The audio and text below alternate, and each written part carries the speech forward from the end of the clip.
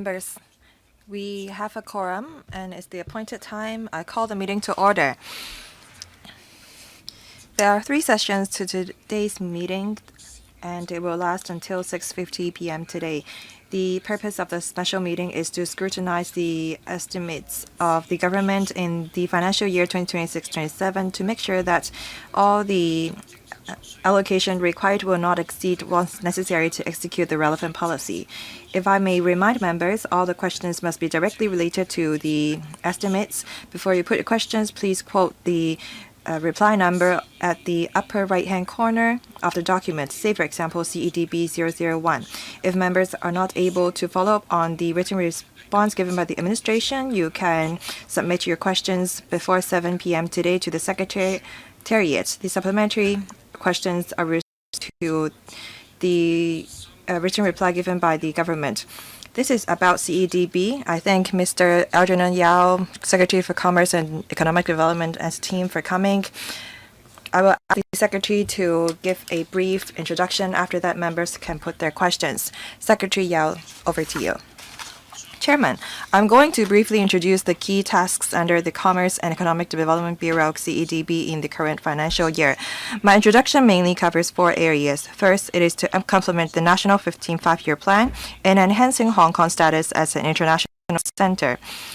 The second and third focuses are respectively about our work in promoting the Belt and Road Initiative and the support for Hong Kong to develop into a regional intellectual property trading center, which are also related to the plan. Fourthly, I will mention other measures to enhance the momentum of Hong Kong's economic development.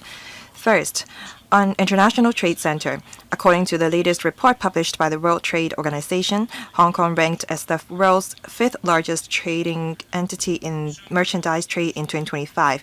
The total merchandise trade amounted to $1,585 billion, accounting for 3% of the world's total. In the face of very volatile international trade landscape, we need to maintain our ties with traditional markets and keep up with our efforts in expanding Hong Kong's economic and trade network by strengthening ties with high potential economies, particularly emerging markets. Among others, the Economic and Trade Office in Kuala Lumpur was established last December and has gradually come into operation. We will consult the Establishment Subcommittee and the Finance Committee on the staffing proposal for the ETO in Kuala Lumpur. We look forward to member support so that the ETO in Kuala Lumpur can commence full operation as soon as possible.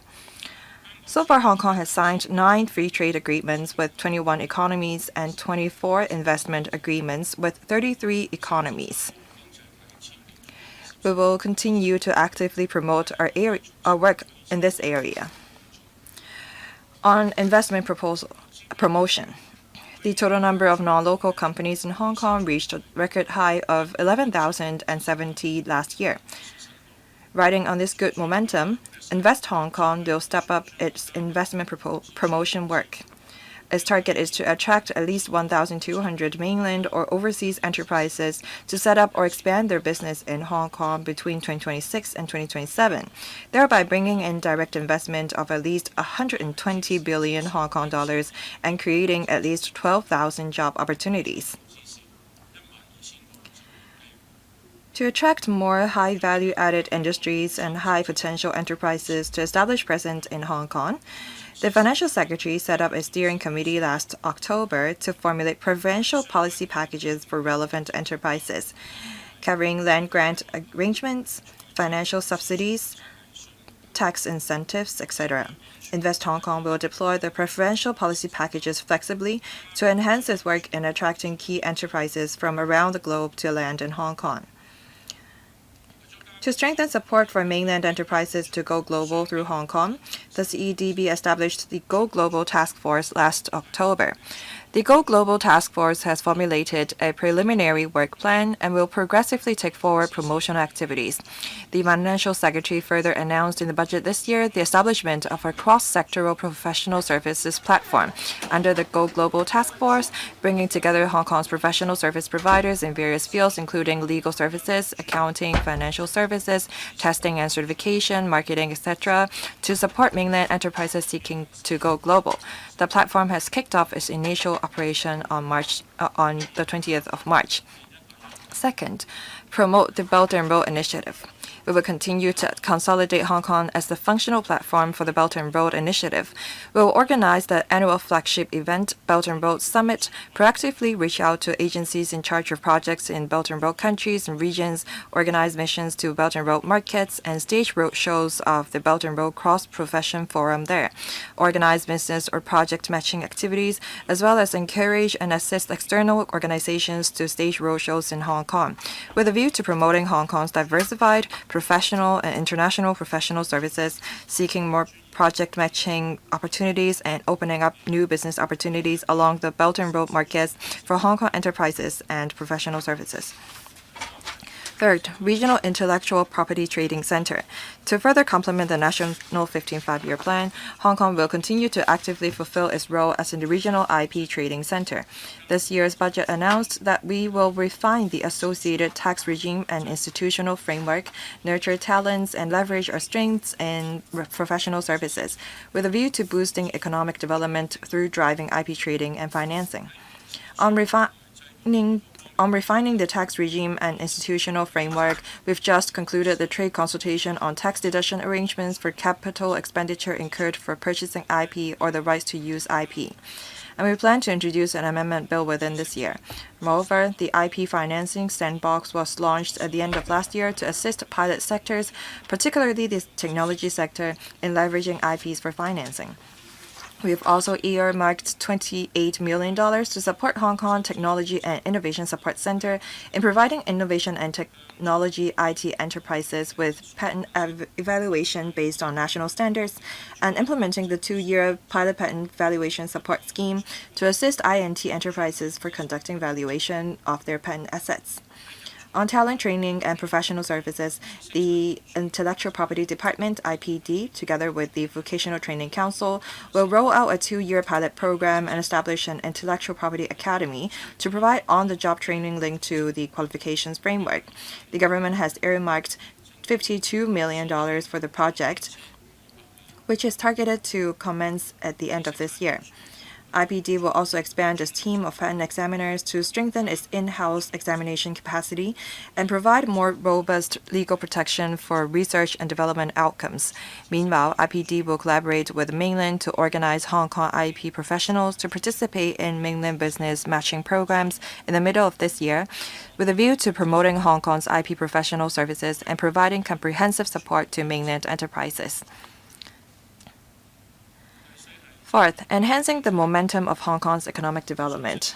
The ever-changing global situation and the uncertainties amid economic transformation have posed challenges to the business development of small and medium enterprises, SMEs. The budget this year announced the injection of $200 million into the BUD fund.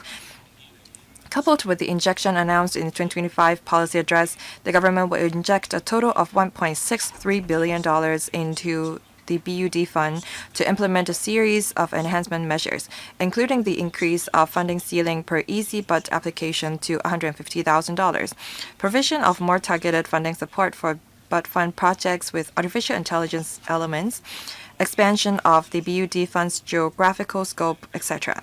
We plan to introduce relevant enhancement measures in the second quarter of this year. The government will also continue to provide loan guarantees to enterprises through the SME Financing Guarantee Scheme. We have extended the application period of the 80% guarantee product to the end of March 2028 and also extended the application period for the principal moratorium arrangement to mid-November this year. The total loan guarantee commitment under the scheme will increase by an additional $20 billion. As regards export credit insurance, to assist small and medium enterprises in exploring new businesses, the Hong Kong Export Credit Insurance Corporation will launch the pilot scheme SME Protect Plus to provide protection for SMEs engaging in exports with higher risk buyers.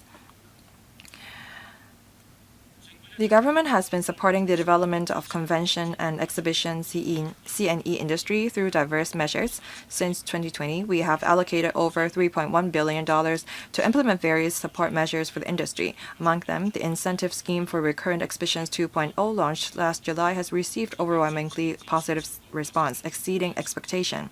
To date, the scheme has supported over 80 international exhibitions, not only benefiting the CNE industry but also bringing in positive benefits to the overall economy. With the scheme concluding successfully this month, it has been announced in 2026-27 budget that the government will earmark $100 million to attract large-scale international exhibitions with new elements to Hong Kong. Our objective is to develop Hong Kong into the first-choice platform for showcasing the mainland and overseas brands while driving high value-added economic activities. We will pilot a more flexible approach of providing financial support to continue fostering the development of the CNE industry in Hong Kong. By partnering with statutory bodies and relevant organizations, we will identify large-scale, high-quality international exhibitions with new elements to be staged in Hong Kong. We're formulating the relevant arrangements and implementation details. Chairman, the above are my main points. My colleagues and I will be pleased to answer questions from members. There are 23 members who have pressed the button to speak. I'll read out their names. Mr. Michael Ngai, Mr. Thomas So, Ms. Christine Fong, Mr. Sunny Tan, Mr. Tan Ka Piu, Mr. Chen Ying, Mr. Johnny Ng, Mr. Chen Cho Kwon, Mr. Andrew Lam, Mr. Nick Chen, Mr. Alvin Lee, Mr. Dennis Leung, Professor Priscilla Leung, Ms. Michelle Tang, Mr. Albert Chuang, Ms. Vivian Kong, Mr. Wu Yingpeng, Ms. Maggie Chen, Mr. Ho King Hong, Mr. Yu Pak Lan, Mr. Holden Chow, Mr. Lam Wei Chun, Ms. Nixie Lam. As there are altogether 23 members who have pressed the button, we have less than 90 minutes left. So each member will have 3 minutes for the first round. First, Mr. Michael Ngai. Thank you. I have a question regarding CEDB 127 about the amendment of the Copyright Ordinance and the protection of AI technology development. The administration said that they are going to provide guidelines and they are preparing for a code of practice. The IPD is preparing for a guidelines to assist the developers of AI system to cope with various issues. I hope that the administration will let us know when the guidelines and code of practice will be published. Is there a timetable for that? If not, will they upload a set of common Q&A on their website? I have a question regarding the reply CEDB 124 about providing support to SMEs in using AI. The administration said that through the BUD fund, they are going to support enterprises adopt AI. But for traditional SMEs, if they have not come across or made use of AI before, without a concrete support, things will be very difficult for them.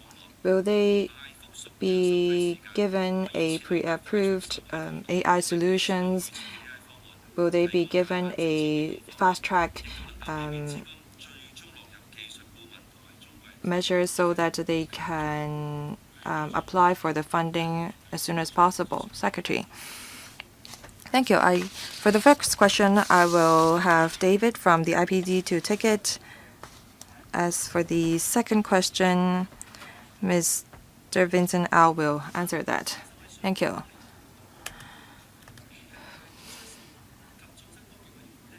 Last year, we have informed the relevant committee about our approach. If you are to offer an exemption, we have informed the committee of the relevant operation. We have looked into how we should protect AI-generated products. We have worked with the creative industries and cultural sectors to learn about their concerns. Now we are taking into account their concern, and we are now drafting a code of practice. Hopefully within this year, we will be able to publish the code of practice and the set of guidelines.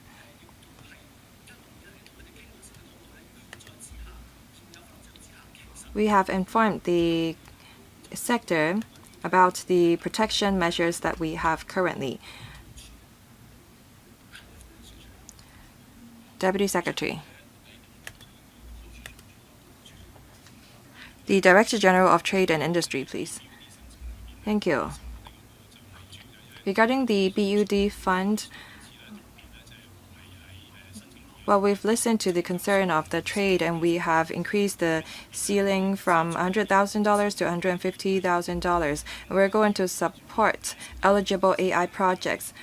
The member asked whether SME would know how to adopt AI. Well, we actually are providing guidelines on the type of projects that can be supported under BUD fund.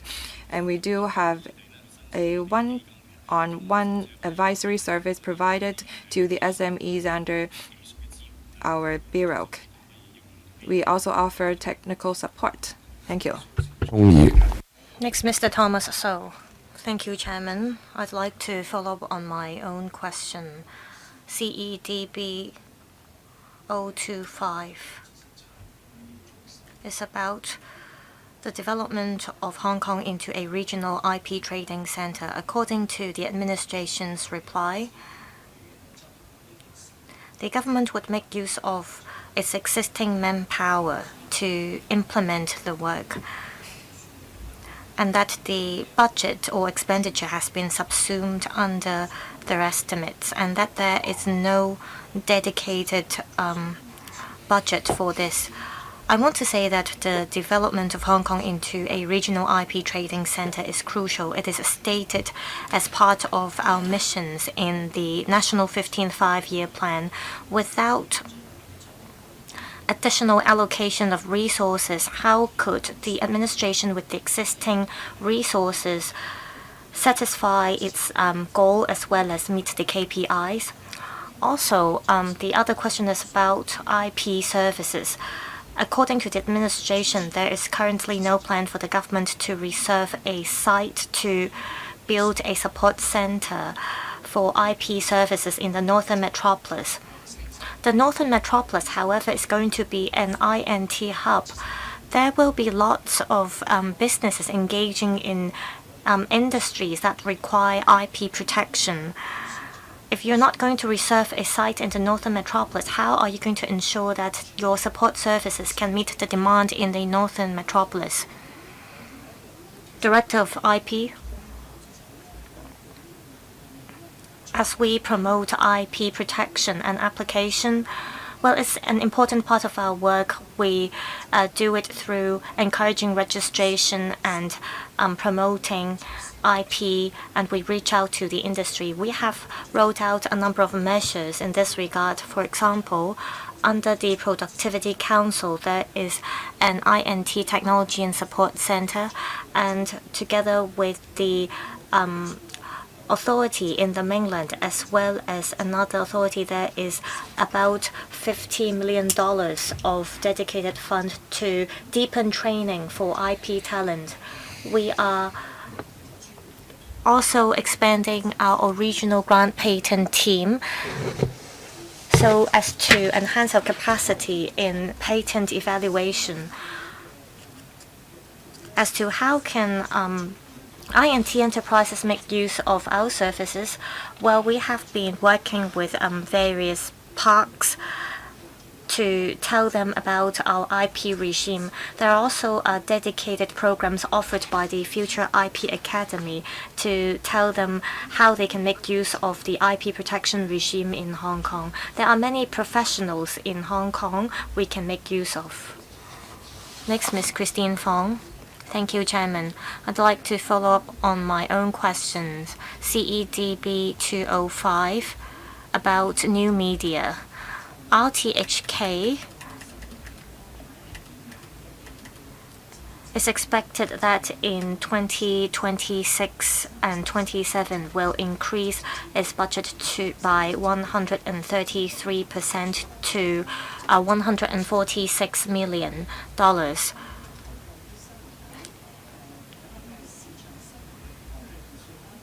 You said that there will be 9 posts responsible for video news production for operating the video news platform, and that there will be expenses for cross-platform dissemination of new media content internally produced by RTHK. You mentioned that there will be expenses for publicity used on third-party online platforms as well. What kind of third-party online platforms are you referring to here? Also, since there are going to be additional expenses or budget for RTHK, will the resources be used on the existing site on Broadcast Drive that occupies an area of 280,000 square feet? How about the site in Cheung Kwan O? Are there plans to develop the new site in Cheung Kwan O?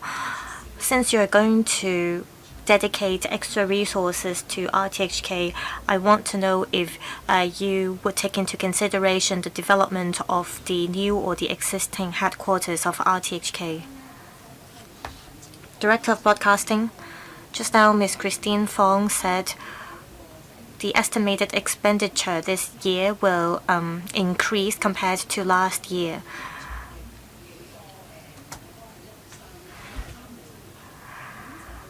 We have 3 programs under the estimates of expenditure, and program 3 is about new media.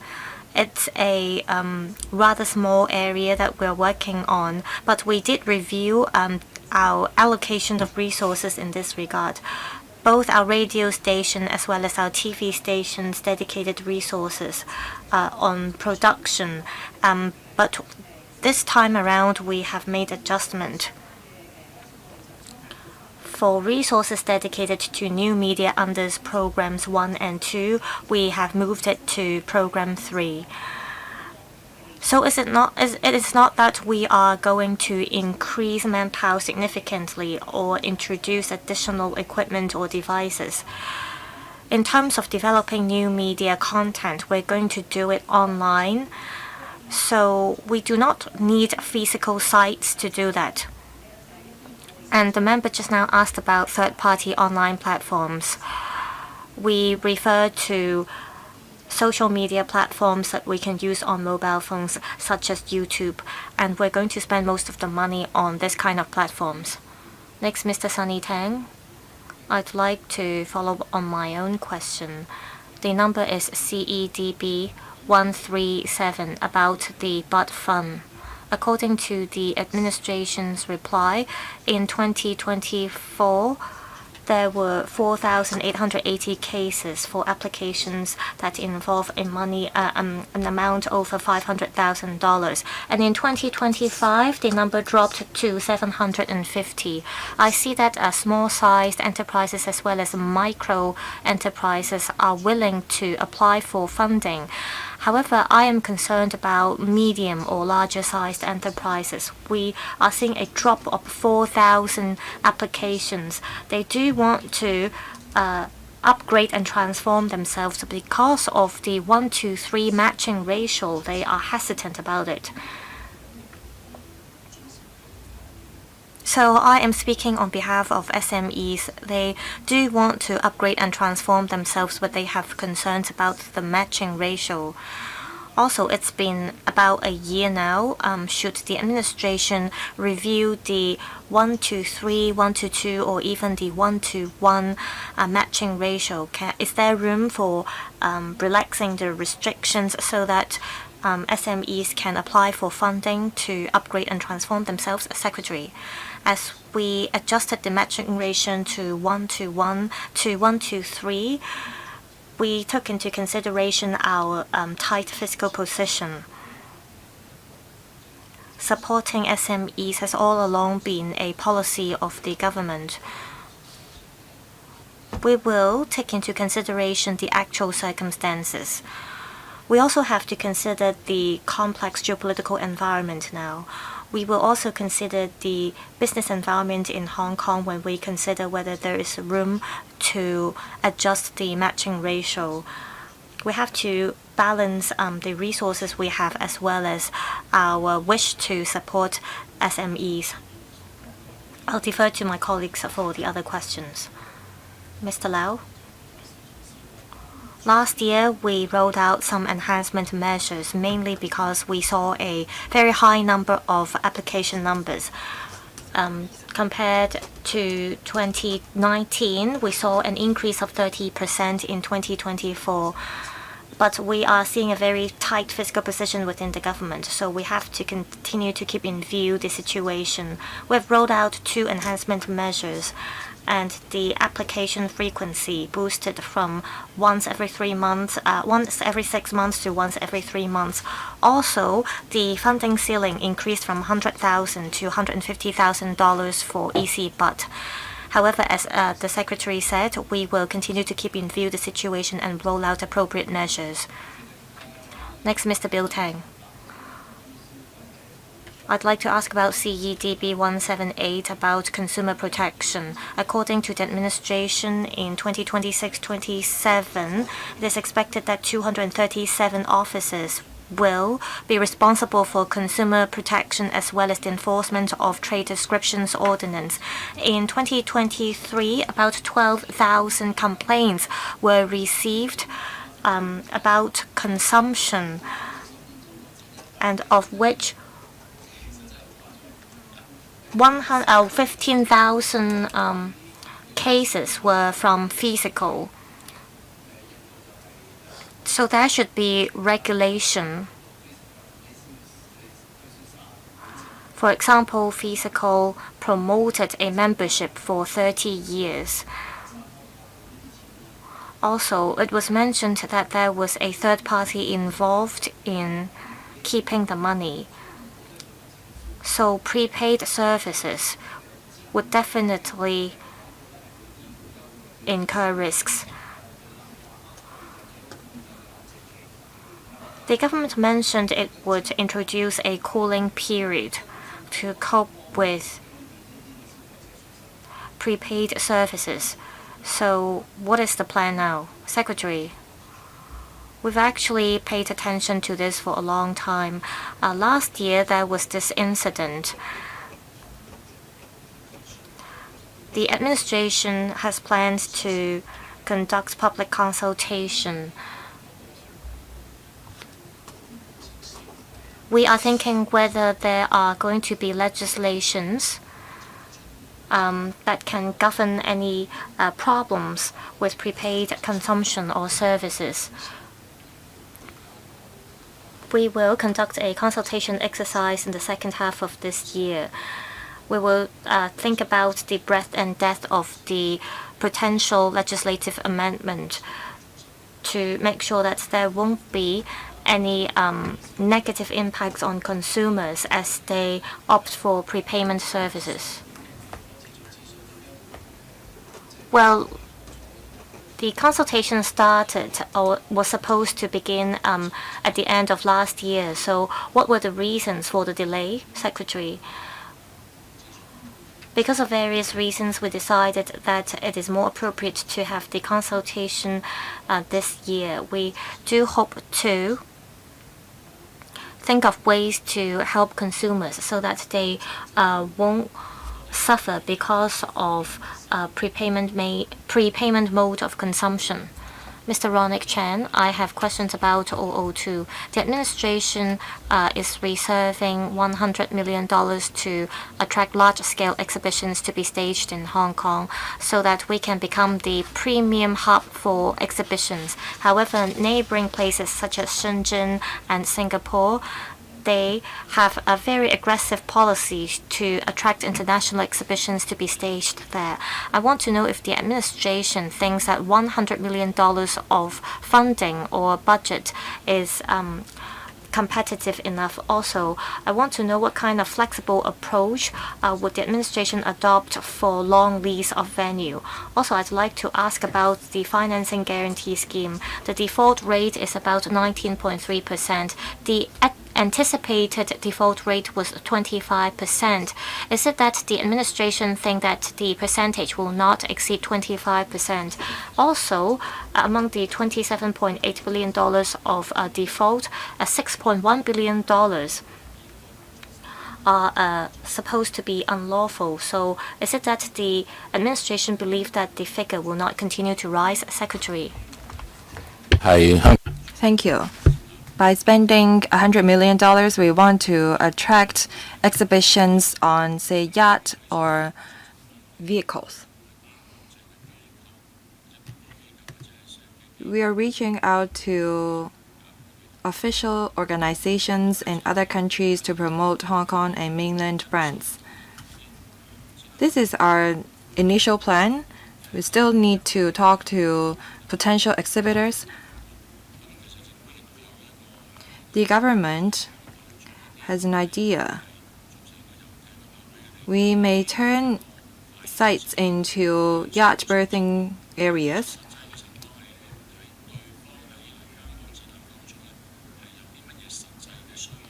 We have to look at what demand these potential exhibitors have. We may provide accommodation measures, say, for example, financial support or exhibition site support.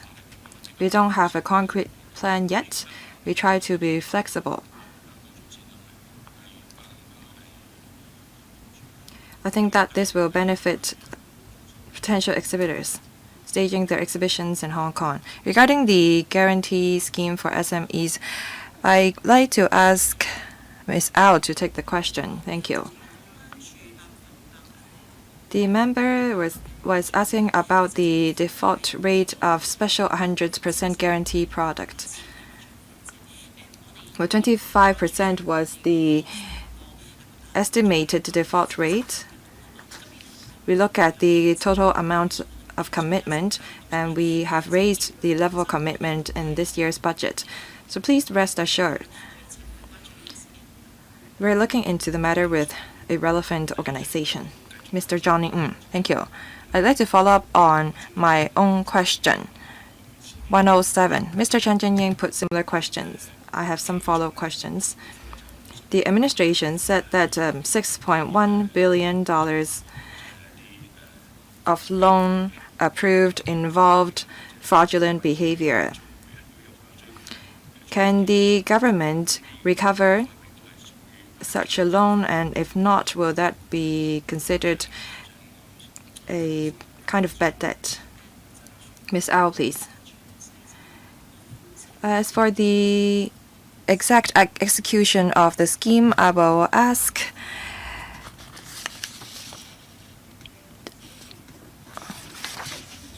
the Hong Kong MC to answer the question.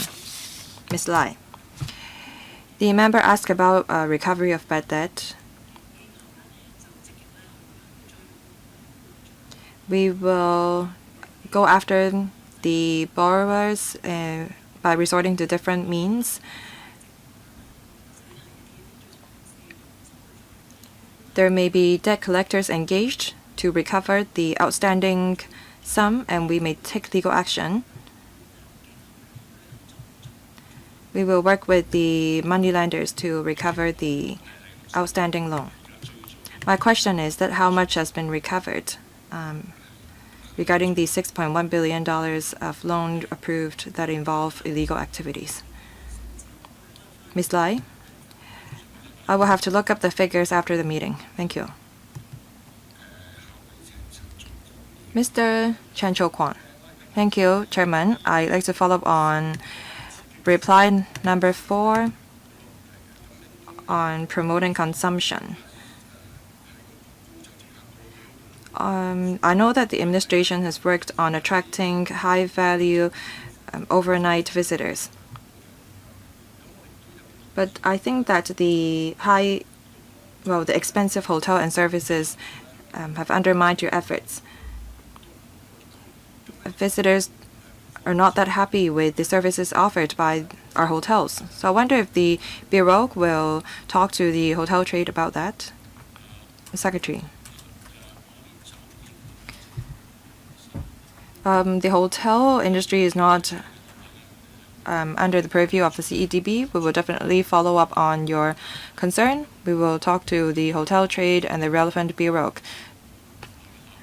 to make sure that visitors feel home when they come to Hong Kong, and so that we can promote the economy in Hong Kong. Thank you. Any follow-up questions? No. Mr. Andrew Lam. Thank you, Chairman. I'd like to follow up on CEDB 233. That's my own question. While $2.8 million have been spent on a pilot scheme to support Hong Kong TISC. The pilot scheme lasts 2 years, supporting 100 projects. The IP financing scheme have the participation of 3 different banks.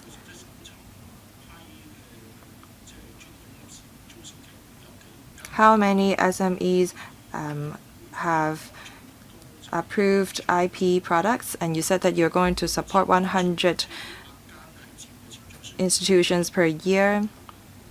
Have you assessed the potential demand, and have you considered expanding the scope of the pilot scheme? Second, 3 banks have participated in the IP financing sandbox. Will you allow some other financial institutions that are not bank to take part in the sandbox? The IPD, please. Mr. Wong. Well, you asked about figures. I may not have them at hand yet. There are 3 types of patents. First, we receive about 10,000 re-registered patent. Second, we have OGP. We have received some few hundred of such applications. Half of them come from Hong Kong, half of them come from other places. The third type is the short-term patent. You asked about potential demand. We are now taking a big step forward to help SMEs to borrow money from the banks, leveraging on their own IP assets. The biggest challenge is with valuation.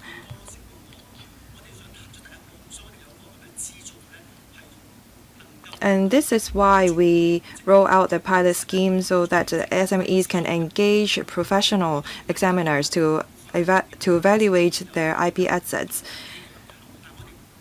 We have to look at the outcome of the pilot scheme before we can implement the next step. The INT and the SME industries are very positive about the scheme, so we have to look at the demand after the pilot scheme is completed.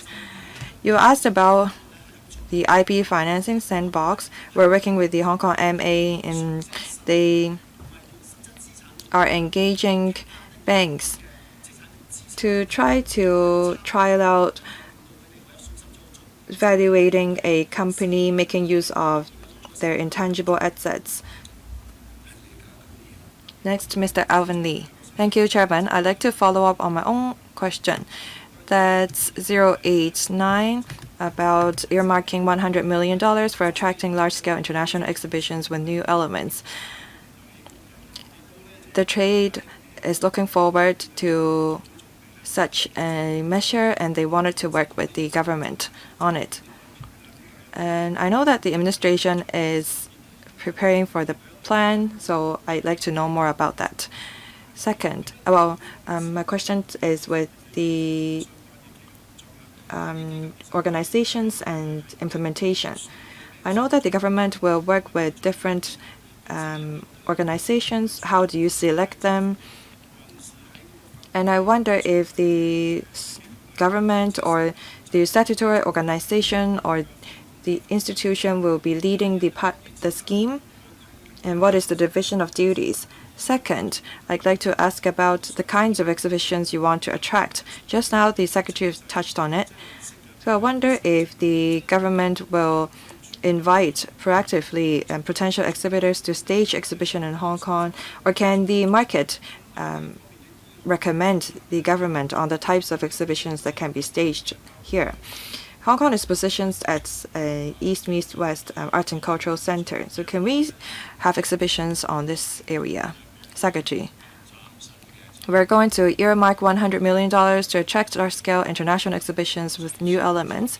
We want to work with international exhibitors so that they can stage exhibitions with new elements on, say, yacht, large-scale machinery, private jet, motor vehicles, so on and so forth. There are well-known exhibitors in the world that are used to staging such kind of exhibitions. We work with such exhibitors or government organizations. We have to look into what type of exhibition we can stage. Can we promote the yacht economy by staging yacht-related exhibition? That's a question. How can we attract more patrons to such exhibitions? These are the things that we have to work on. As to whether the trade can make recommendations as to what type of exhibitions are to be staged, we're still looking into it. We don't have a concrete workflow yet. When everything is ready, we're going to inform the C&E industry.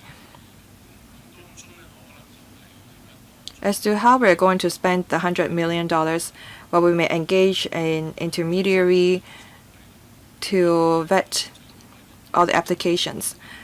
But definitely the Policy Bureau is going to monitor the use of the fund to make sure that it's spent well and bring about visitors to come to Hong Kong. For existing exhibitions, visitors to them spend on hotels, hostels, catering, retail industries. By having a large-scale exhibitions, we were able to bring in high-spending visitors. Mr. Dennis Ling. Thank you, Chairman. I like to follow on my own questions. That's CEDB 106. In the government's reply, they said that they are not able to tell us the estimates or number of staff under the Go Global Task Force. In last October, the task force was established, and the budget announced that the Trade Development Council is going to be the organizer. Do you have a KPI? If the TDC is to be the organizer, how many meetings are going to be convened? What kind of activities are you going to organize? In the mainland, in Shanghai, Shenzhen, they also have a Go Global Task Force. How can we meet our goals with our task force? Secretary, thank you. The Go Global Task Force is a very hot topic. It's been mentioned in the budget. By having the task force, we want to help mainland SMEs go global. There are some 50 million SMEs on the mainland.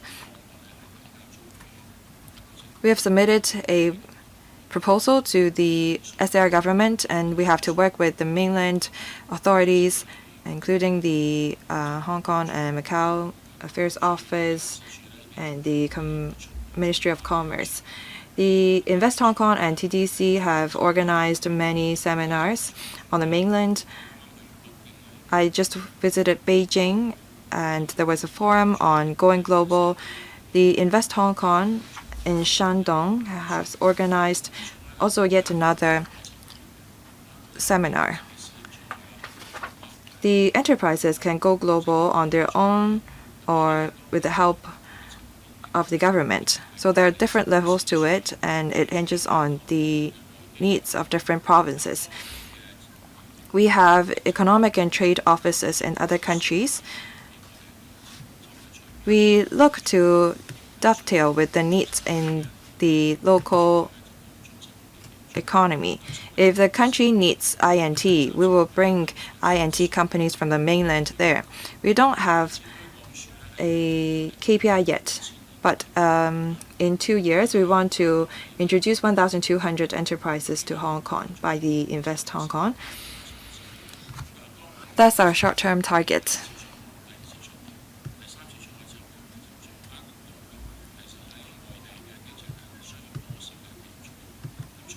After bringing a number of mainland enterprises global, we will know what the demand of other countries are. And I lead a steering committee as well. The trade associations, the Chamber of Commerce, also bring their own enterprises. The member enterprises go global. The TDC is going to serve as a go global platform to help with business matching.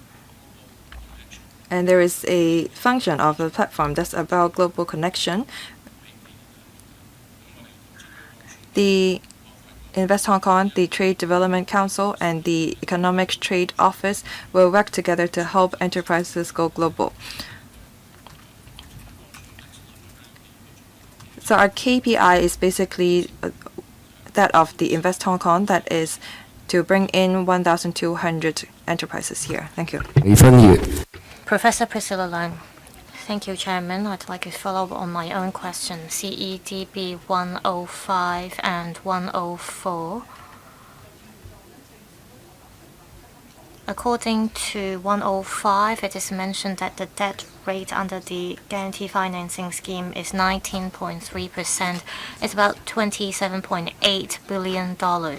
And about $6 billion are about fraud cases. $5.6 billion and $1.4 billion in total, $34.8 billion. So I want to know if the $27.8 billion cover the fraud cases. This is a rather high default rate. So I want to know if the government has plans to recover the bad debt. Also, according to the TDC, on the 20th of March, the TDC established an initial cross-sectoral professional service platform.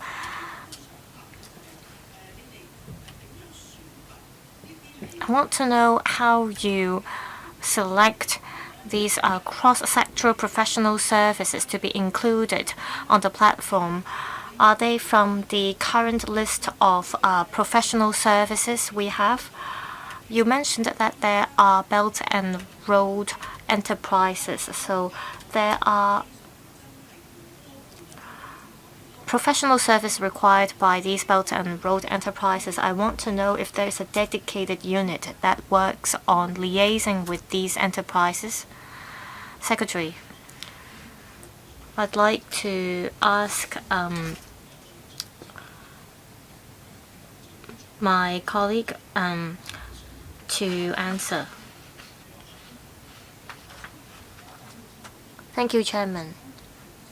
In relation to the 80% of bad debt, well, just now the member mentioned the $5.6 billion of bad debt. It is separated from the bad debt under the financing guarantee scheme. I know that members are very concerned about the default rate. HKMC as well as the SAR government have been monitoring very closely on the default rate. When we first designed the financing guarantee scheme, the anticipated default rate was actually higher. So we haven't exceeded our anticipation yet. Perhaps I will explain the debt recovery process. Lending institutions first would take appropriate legal actions. For example, that include reaching out to guarantors to try to recover the debt. Also, they would submit winding up or even bankruptcy petition to the court. If the institution failed to reach out to the person who owed the debt, it would continue to reach out to the guarantor and other parties. So please rest assured that the HKMC as well as the government will continue to carry out these actions. Chairman, this cross-sectoral platform actually come from 8 areas that covers finance, legal sector, accounting, telecommunication service, real estate, as well as testing and certification. So far, we have 150 companies that are listed on the platform. Just now, the member asked how they were selected. Well, we have many intermediary, including government agencies, FSTB, CMAB, as well as Hong Kong Inc. members. For example, we have the HKMA, the Law Society, as well as accountants.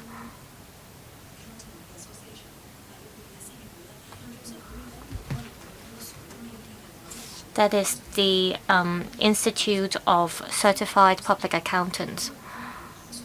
Also, the Secretary for Justice as well as the Deputy Secretary for Justice also help look at whether they are quality enterprises. So we attach importance to the quality of these professional service providers. And as mentioned, we're doing this in phases. Moving forward, we will continue to improve our platform and invite more quality service providers to be listed on the platform. Next, Ms. Shell Tang. Thank you, Chairman. I'd like to follow up on my question. CEDB 189. The reply comes from the IPD. According to the reply, in year 2025-26, there were 37 professionals that were in charge of the original grant patent system, as well as applications for standard patent by re-registration. I hope Hong Kong could play a better role as a regional IP trading center, and that we can improve our local patent system. That covers the expansion of the patent valuation team, and we need to therefore enhance our capacity and autonomy. According to the statistics, the government is moving towards the right direction. This is because the OGP applications continue to rise. Compared to 2024, we saw an increase of 33% in 2025 in terms of the number of applications. I want to know in year 2026 and 27, how many people will there be in the patent valuation team? And if there is an increase of manpower, which area will they be assigned to? This is because we need manpower, and I want to know if the number of fresh graduates can cope with the demand. Secretary, I will ask the Director of IP to answer the questions. I thank the member for her concern about the OGP system. Since 2019, we've had this system, and we have now about 30 patent valuation officers, and we have an additional $10 million of budget this year, so we can recruit 12 more patent examiners.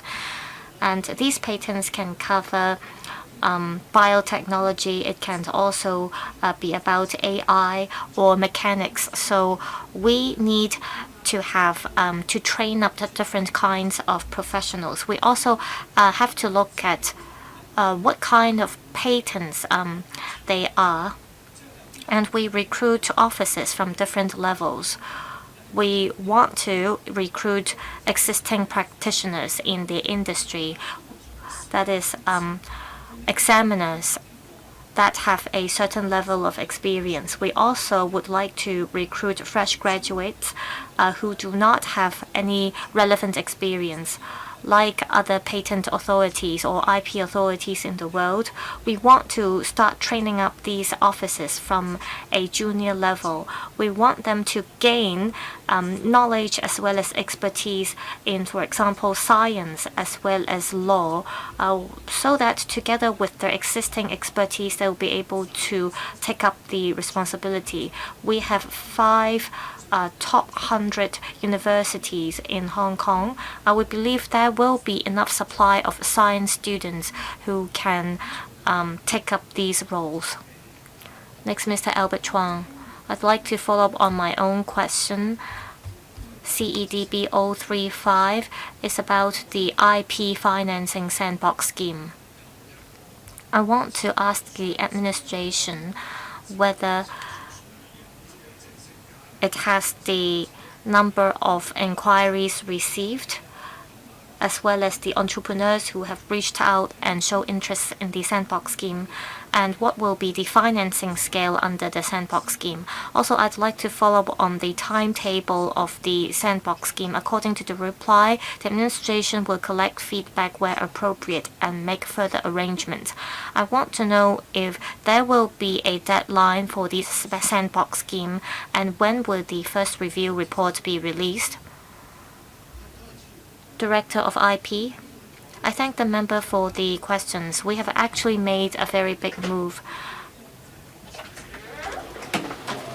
Banks usually use or companies usually use machinery as collaterals when they borrow money from banks. As to whether we can make use of copyright or trademarks as collaterals, we are exploring this. I thank the HKMA for lining up HKAB and us so that we can have an opportunity to talk to the banking sector. We also have talked to the legal sector as well as the valuation sector as well as financial analysts to see if there is room for this. I think the first important move we have to make is to roll out the sandbox scheme. We want to know who are interested from the HKAB to engage in this. We want to know if copyright or trademarks can be used as collaterals when they borrow money from banks. So thanks to the HKAB, there are 3 banknote issuing banks who are that are willing to talk to enterprises that engage in electronics or science or INT.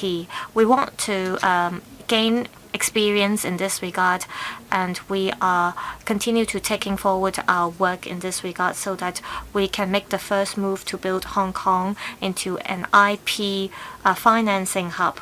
We need a basket of services in order to make this happen, and we want to be a pioneer in this regard. Next, Mr. Wu Yingpeng. Thank you, Chairman. I'd like to follow up on my own question. The number is CEDB 149. I'm happy to see that the SAR government has been developing Hong Kong into a Belt and Road hub, and that we have been creating business opportunities for enterprises.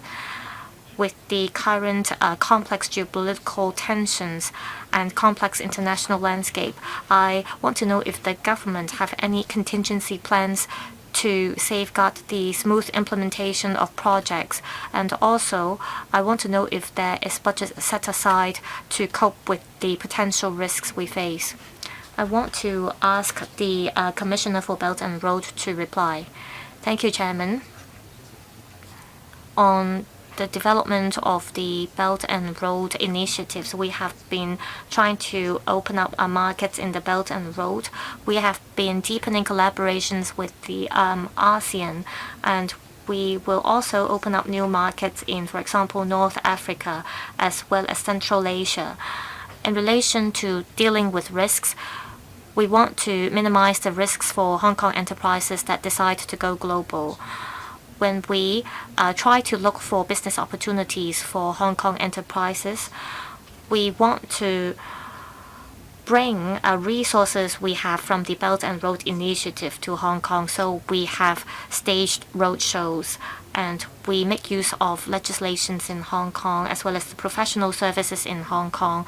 We want them to use Hong Kong as a dispute resolution center, and therefore we want to reinforce the resources and platform we have under the Belt and Road Initiative. Also, we have been providing support to Belt and Road countries, and also the ECIC has expanded protection for enterprises that decide to do businesses in the Belt and Road countries. Ms. Maggie Chan, thank you, Chairman. My question is about number 7. That is the cross-sectoral professional services platform.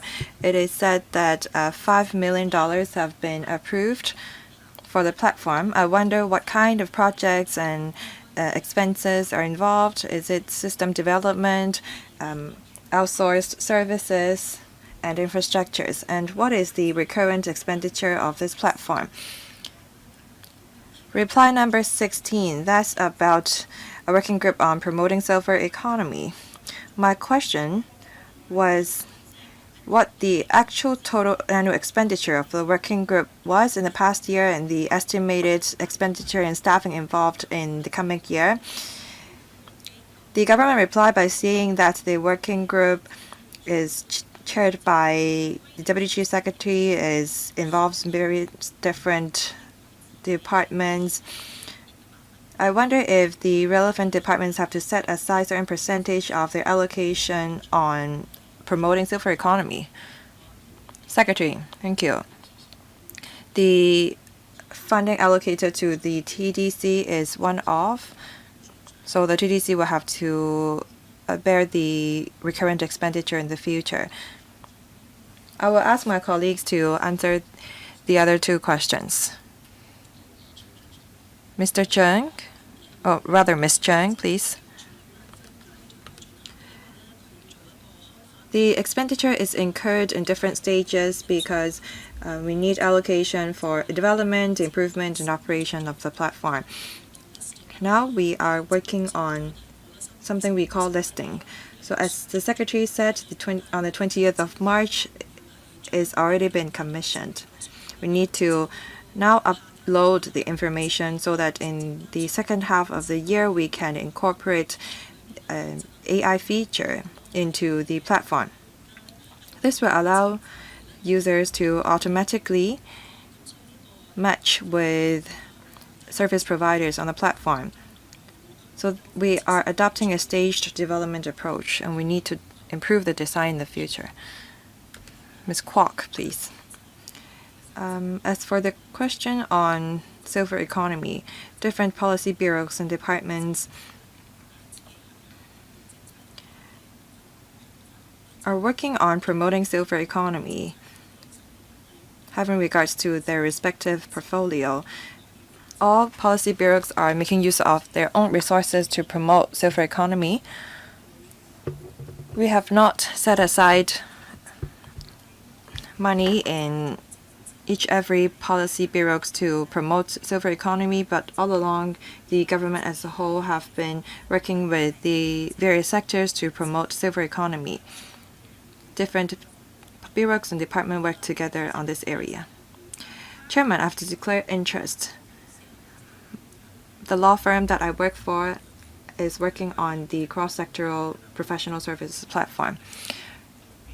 Mr. Yu Pak-lan, I have to follow up on my own question. That's 174. I'd like to ask about the work of overseas ETO. I hope that they can make good use of the resources allocated to them. In the government reply, it is said that the ETO has been working on promoting Hong Kong and improving our reputation and international image. In 2025, it is mentioned in the budget that we are going to establish a platform. I wonder what the effectiveness of the platform is.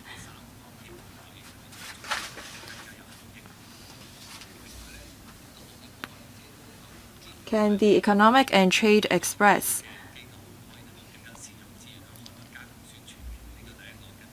promote Hong Kong by working with the Trade Development Council too? I also like to follow up on 052. I'm also concerned about the C&E industry. Some other members have asked questions regarding the $100 million earmarked to attract large-scale exhibition. Is there any limitations on the conference and exhibition venue? We don't have enough C&E venues, and that's a problem. The Secretary is well aware of that. The Asia World Expo Phase 2 is going to be commissioned in 2028, but in these 2 years, we're not having new venues available. What is the progress of the Wan Chai expansion or the expansion of the Wan Chai Conference and Exhibition Center? Thank you. Regarding the Economic and Trade Express,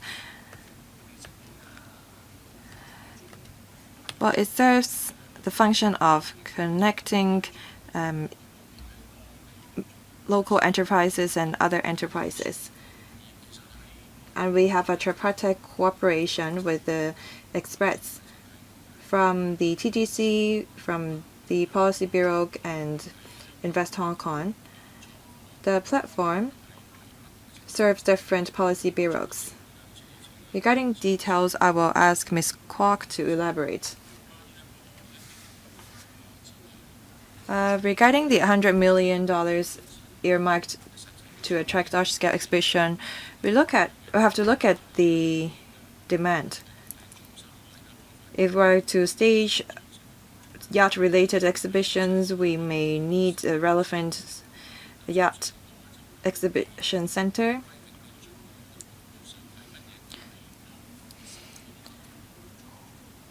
We will review what venues will be suitable for different exhibitions when they come. I will ask Ms.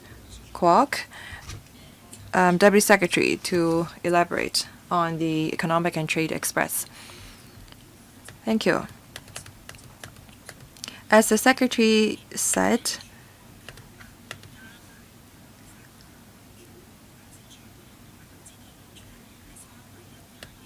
the ETO, the Trade Development Council, and Invest Hong Kong serve our business sector through the Express. We mostly serve startups and local SMEs. Apart from organizing trade promotion events, one of the most important missions of the Economic and Trade Express is to bring startups and local SMEs out of Hong Kong for delegation visit so that they can reach out to their potential clients and expand their business.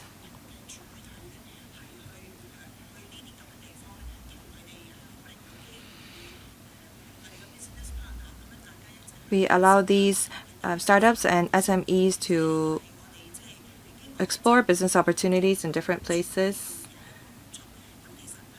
and identify business partners. Over the past few months, we have conducted 2 of such delegation visits.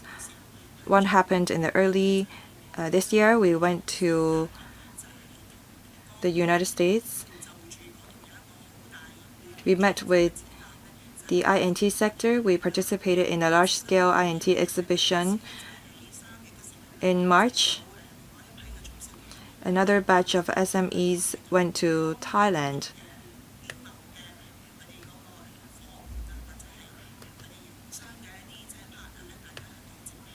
And met with their business partners there. So our target groups of the Express is the SMEs and local startups. The overseas ETO conduct large-scale promotional activities to promote the business environment of Hong Kong. At the same time, the Invest Hong Kong have offices overseas, and they will promote the investment opportunities that we have to offer. So the Economic and Trade Express is a two-way platform. We are bringing Hong Kong enterprises global to meet or explore business partners. We also want to, through this express, bring in overseas investors. As for the $100 million earmarked for large-scale exhibitions, as the Secretary said, we want to be flexible as we enhance our services. In the past, we used to subsidize venue rentals, but now we want to go beyond that. We have not designated any particular exhibition venue for potential exhibitors. We have Asia World Expo, we have the Wan Chai ECIC. You've spent 7 minutes on your answer. Can you be more succinct? Maybe we will supply our answers after the meeting. Thank you. Mr. Holden Chow. Thank you, Chairman. I'd like to follow up on CEDB 019. That's Ms. Maggie Chang's question. There are quite a number of questions, members who have put similar questions. I'd like to focus my questions on the default rate of 100% guarantee product. In the government's reply, it is said that if illegal activities are involved, we're talking about $6.1 billion of loan. The government cannot tell us how much have been recovered out of these $6.1 billion, but given the huge sum of loan involved that are relevant to illegal acts, should the Hong Kong MC not establish a dedicated task force to recover the debt? Because criminal elements may be involved. There are some people who borrowed money and just leave Hong Kong, and they sometimes borrow money under the scheme and spend it on some ineligible purposes. Is there fraud involved? I think that we have to recover the debt either, or we should ask the borrowers to pay consequences. For the borrowers who default on their loan, what is the reason for that if no illegal elements are involved? Secretary. Many of the cases involved are about fraud, and the police is following up on that. We'll consider the members' suggestions as to whether we can establish a mechanism to recover the outstanding loan better. Thank you. I will ask Ms. Au to elaborate. Thank you.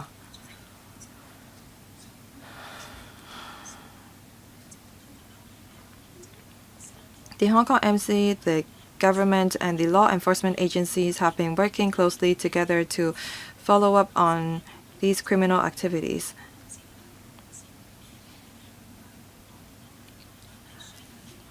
If a borrowing company need to restructure their repayment plan so that the outstanding loan will not become bad debt, the Hong Kong MC and the lending institutions have all along been working together to make sure that the borrowing institutions can make repayment. Mr. Jonathan Lampert, thank you. I'd like to follow up on 078 and 079.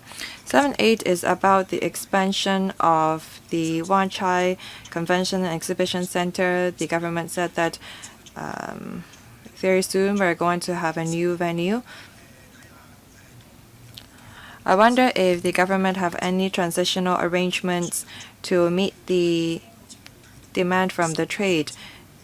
The government has not told us about any potential sites that have been identified. Will the government consider building a mega exhibition and conference center in the northern metropolis? Reply 079 regarding the BUD fund. If we are to incorporate EMF into BUD, then it may make it more difficult for SME to make applications. Given the high oil prices, the air tickets have become more expensive. Now we want to bring enterprises global. Do we have any short-term subsidies so that SMEs can continue to go global? Otherwise, the figures may not be that ideal by the end of this year. Secretary, I will ask Ms. Grace Kwok to answer the first questions. For the second one, Director General of Trade and Industry, Mr. Liu, please. We are expanding two convention and exhibition center. One is the Wan Chai North Development Project and Asia World Expo. These two projects are being taken forward on schedule. The member asked if we are going to build a CNE venue in the northern metropolis. We will bear the member's suggestion in mind. Thank you. 主席，咁 TID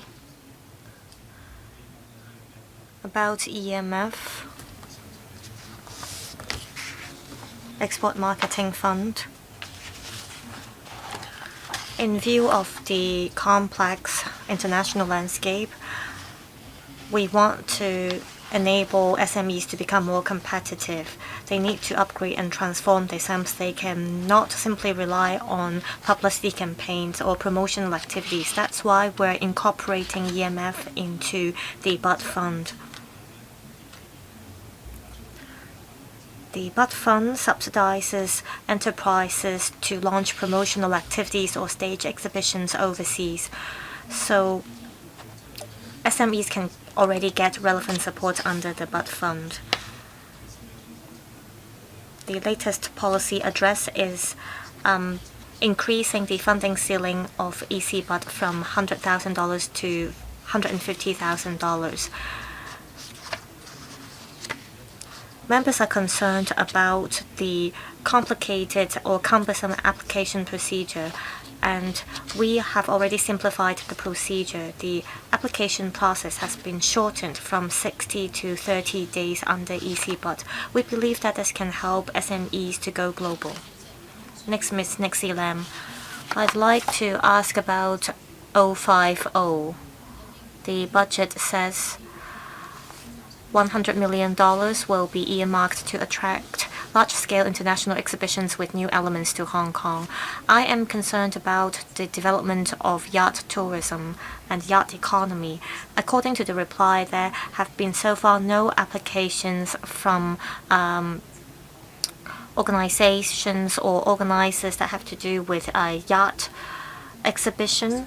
I want to know if the government will provide relevant support, such as venue support, to attract such exhibitions to Hong Kong. Secretary, we have been in touch with large-scale exhibition organizers in hopes that we could bring in, for example, yacht exhibition to help boost our yacht economy. There are enterprises in Hong Kong that are trading yachts, and they are interested in promoting their products through exhibitions. So we have been in talks with relevant organizations to see how we can bring in yacht exhibitions to help boost sales as well as to help boost our yacht economy. We're keeping in view the situation in this regard. Next, Mr. Alan Chan. I'd like to ask about CEDB 005 and 006. Just now, in April, a report showed that in 2025, Hong Kong is ranked 5 in terms of merchandise trading, and the merchandise sales was increased by 17% year-on-year to $1.2 trillion. According to the reply, the Go Global Task Force has established matching channels for mainland enterprises that want to go global. However, mainland enterprises face pain points such as cross-boundary financing as well as capital allocation.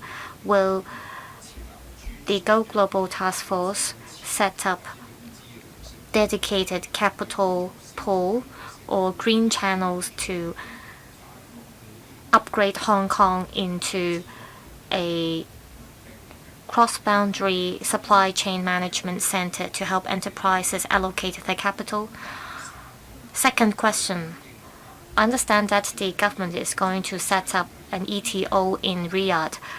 Given the geopolitical situation in Middle East, the Middle Eastern countries need a place for diversifying their risks. I hope that we can build an Islamic financing center in Hong Kong. Will the government reach out to the family offices as well as asset management funds in the Middle East? Also, will Hong Kong allow Islamic bonds to be issued in Hong Kong? Secretary. There are different services covered under the Go Global platform, including finance. We want enterprises to be able to go global through Hong Kong. If enterprises come to Hong Kong and set up a regional headquarters, that would help them with their financing because they will get facilitation arrangement. So depending on the enterprise's needs, in terms of capital arrangement, we will see how we can offer support to them. Now, on the question about setting up ETOs, we see that the geopolitical situation in Middle East is complicated, and many countries allocate their assets to Global South to diversify risks. And Invest Hong Kong has been working to attract family offices from Middle East to establish presence in Hong Kong. Given the current situation, we will step up this kind of collaboration. We hope that the ETO in the Middle East as well as Invest Hong Kong can bring in more capital from the Middle East so that we can boost our Islamic economy. Mr. Tommy Chong, I'd like to follow up on CEDB 164. According to the administration, Invest Hong Kong in 2025 offered help to 560 enterprises to expand businesses in Hong Kong, and various ETOs have offered support to 243 enterprises to expand their business in Hong Kong, up 13% year-on-year on 560 enterprises and 143 enterprises I mentioned. Is there a further breakdown by industries or sectors? Also, what kind of enterprises or industries have been attracted to come to Hong Kong to expand businesses? And are there any changes in terms of the trend? And will the government, based on the trend, come up with more targeted policies? Invest Hong Kong. Chairman, over the past few years, Invest Hong Kong has brought in a number of enterprises. There is a breakdown, and according to our annual report, there is a breakdown. I'm going to give you the figures here. In 2025, Hong Kong as a financial services center and to tie in with our national strategy on INT, well, in 2025, 560 enterprises were brought in, and 21% of them have to do with INT and financial services, and 21% engage in INT, 14% are family offices, and the rest of them engage in tourism products and consumption. Over the past few years, as the government rolled out various incentive or tax concessions, we see a sharp increase in enterprises from INT as well as family offices that have been brought to Hong Kong. And to tie in with the National 15th Five-Year Plan and to tie in with our plan to help enterprises to go global, will continue to attract enterprises in the traditional industries. We'll also spare more effort in the Belt and Road Initiative, and we will focus more on INT enterprises. Next, Mr. Brave Chen. Thank you, Chairman. I'd like to follow up on my own question, CDB 024 as well as 041 from Mr. Fan. I see that the CEDB has yielded results. It has attracted over 1,200 enterprises to Hong Kong. I want to learn more about the quality of the service providers listed on the Go Global platform. I understand that the government has its own indicators. Well, I want to know what are the targets, for example, within how long can we offer support to these enterprises. Also, are we meeting the enterprises' expectations in terms of the support we have offered? Also, will you work with the mainland authorities more closely so that enterprises with great potential, for example, enterprises that the central authorities are familiar with, will we attract them to Hong Kong? Also, I understand that the Commissioner for Belt and Road has done a lot. Some MOUs have been signed between Hong Kong and other places. I want to know the economic benefits brought by these MOUs. There are statistics showing the new investment amount as well as the new job opportunities created from these MOUs. If there is more information in this regard, I believe that you'll get more support from the public. Secretary, helping enterprises go global is a topic of a lot of members' concern. We need the help from various parties. For example, we work with the Ministry of Commerce, we work with the Ministry of Foreign Affairs as well as the Hong Kong and Macau Affairs Office to see how we can bring in high-quality enterprise prices with high capacity to go global through Hong Kong. We want them to set up regional headquarters and offices in Hong Kong. And by making use of our professional services, we can learn about their level of satisfaction. If there are success cases, then that could prove that we are of a very helpful party for the enterprises. So we will continue to take forward our work to refine the functions of the Go Global Task Force. Then we will see how we can develop new growth points for Hong Kong. This is to tie in with the National 15th Five-Year Plan, and this is also crucial as we formulate our own 5-year plan in Hong Kong. Commissioner for Belt and Road. Thank you, Chairman. We signed MOUs at the Belt and Road Summit, and there are 3 types of MOUs. First, government-to-government cooperation. 2, platform and platform cooperation. And third, business and business cooperation. Every time we sign an MOU during a overseas mission, we follow up afterwards.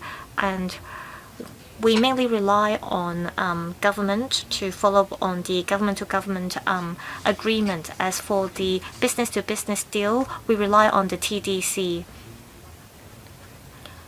For example, we have signed investment promotion agreements, and also there are enterprises who announce their results in their year-end forum. Take, for example, the 10th Belt and Road Summit last year. In his speech, the chief executive mentioned that the trade deals amount to $1 billion. As we continue to promote the Belt and Road Initiative, a lot of the MOUs that we have signed have started to materialize. Leap East is one major INT expo in the Middle East, and they chose Hong Kong as the first destination for the expo, and that would be held in July this year. And that could attract Asian enterprises as well as Asian startups and entrepreneurs to come to Hong Kong to attend that forum. So MOUs are not just restricted to agreements or deals reached between enterprises. They could also help reinforce Hong Kong into a Belt and Road resource hub. Next, Mr. Mark Chong. I'd like to follow up on CEDB 030 as my own question. I asked about the establishment for the real name registration program for subscriber identification module cards, and according to the administration, is taken up by OFCA. I want to know how much money the government spent. The registration system rolled out on the 28th of October 2023. I remembered that for e-mobility, we had to wait until the 28th of October 2024 to add a pound sign to the prefix. And according to the government, it took time to implement the scheme. Was it because of a lack of budget? How come e-mobility that sends out SMS messages to citizens would have to wait so long for the pound sign? Also, it is regrettable that the government could not provide statistics concerning fraud cases that involve telecommunication service providers. If we have the relevant information, we would know whether it is because of the KYC procedure or if it is because fraudsters target certain telecom service providers. Currently, telecom service providers follow a list of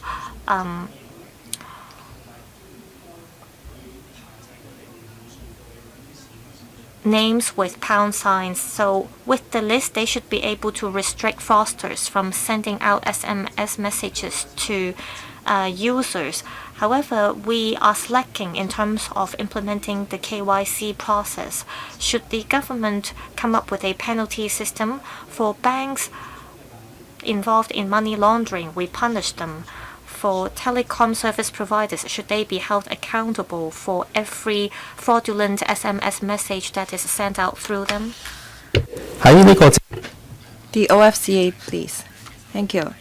Regarding the real name registration program for SIM cards or the pound sign program, we do have colleagues to work on that. The member has said that 11 months is needed to have applications approved. But according to our experience, we were able to complete the relevant works in a few weeks. We can look up the case mentioned by the member. As for KYC, the telecommunications service providers have been working on it, and we have make IM Smart a defaulted mobile application for registration. We have also conducted manual random check to make sure that the identification document submitted is true. The telecommunications service providers have been supplying information to the police when they come across suspicious cases or suspicious registrants. We have all along been working with the police. If there is enough evidence, the police will mount arrest operations. In the past, the police were able to mount large-scale operation in April 2023, leveraging on information supplied by the telecommunication service providers. In April, 2 arrested persons have been convicted and sentenced to 28 months in jail, and in August 2024, another 11 persons were arrested. The case was in judice. I think that this shows that the telecommunication service providers have been working with us, and they have been abiding by the rules. Chairman, they were talking about telephone users engaging in scam, but I was talking about telecommunication service providers. scamming people.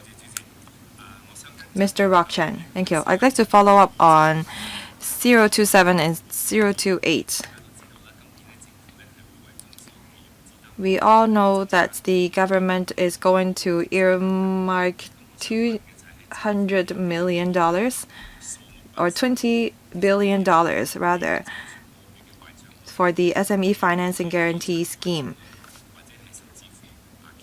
I wonder if the government have make any analysis or assessment on the expected or predicted default rate or even the sum of funds needed by the enterprises.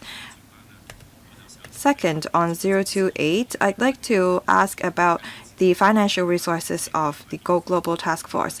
We all know that this task force is endowed with a very important mission. They need to bring mainland enterprises global, and they have to bring in overseas enterprises. The government said that the expenses is forked out by different government departments. But how much is spent by individual departments or bureau?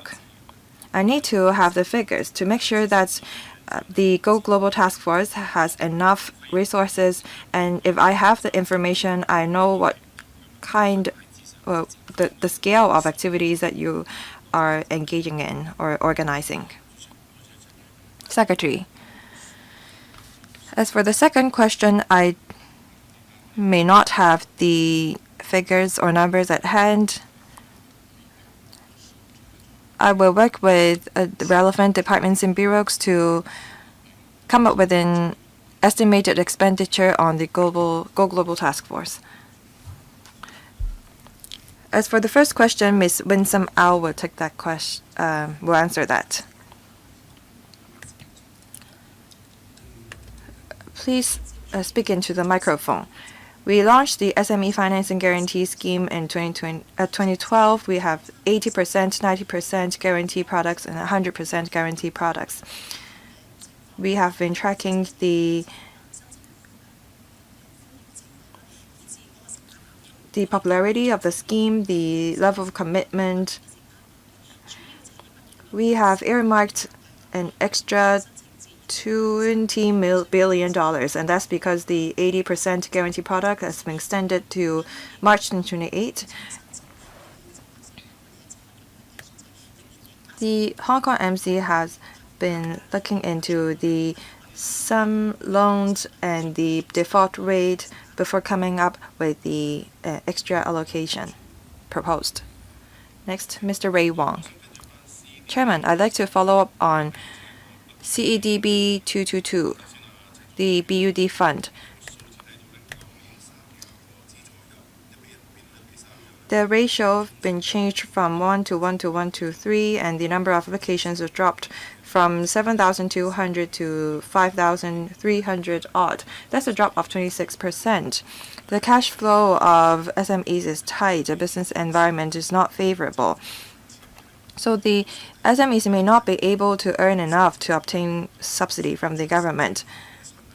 The budget has raised the upper ceiling of EC but from $100,000 to $150,000. The trade welcomes it. Hong Kong needs to play the role of a super connector and super value adder. We need to help enterprises go global. Can we allow enterprises to apply for various funding schemes so that they can participate in different kinds of exhibitions or expos? In the 15th five-year plan, it is said that we want to promote a digital economy that empower INT. Can we include a category on AI in the BUD fund to lower the cost of SME adopting artificial intelligence? The Director General of Trade and Industry, please. Thank you. The member put 3 questions. After implementing enhancement measures because of the government's tight budget, we adjusted the matching ratio to 1 to 3. Despite adjusting the matching ratio, in 2025, we still received 5,300 odd applications. That's although a drop from the peak of 7,000 odd in 2024, still is an increase of 13% from 2023, and that's that's an increase of 210% from 2019. We'll continue to monitor the situation. We did make an adjustment, but we have implemented some enhancement or measures. For EasyBud, we have increased the funding ceiling from $100,000 to $150,000. Under the current mechanism, we allow the SMEs to, every 3 months, make an application for a regular BUD and EasyBud and a e-commerce applications. So at the same time, they can apply for funding under the 3 funds. So that's 1 plus 1 plus 1. In this budget, it is announced that under EasyBud, we're going to raise the funding ceiling from $100,000 to $150,000. And for eligible AI projects, SMEs can make applications for that as well. We are going to provide guidelines and sample projects for SMEs to make applications. To avoid a duplicated subsidy, we should not include an AI category in the BUD, and we will not allow these SMEs to apply for other relevant AI funding scheme from the government. That concludes this session. Mr. Stephen Ho, if you have any follow-up questions, please submit it to the Secretariat by 7 p.m. This next session will start at 3:50 p.m. Thank you.